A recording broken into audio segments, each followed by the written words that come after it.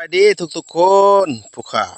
สิมาแนะนำใบหนาดต้นหนาดให้รู้จักสรรพคุณคุณประโยชน์เด้อพี่น้องเด้อดีหลายอย่างเด้อใบหนาดนี่ต้นหนาดนี่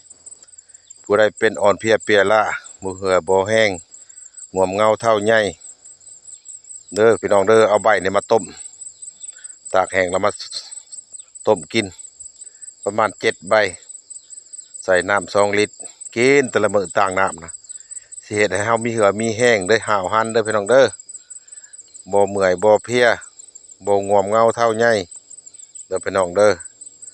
ตัวนี้ฮะดีหลายอย่างเด้อผู้ใดที่เป็นดินสะดวงดัง เอามาซอยตากแห้งห้ำคือยาสูบห้ำละหีดพ่นออกทางดังหีดควันออกทางดังสิดีดินสะดวงดังเด้อพี่น้องเด้อนี่ฮะผู้ใดมีไก่เลี้ยงไก่เลี้ยงก้าเด้อพี่น้องเด้อเลี้ยงเป็ดเลี้ยงไก่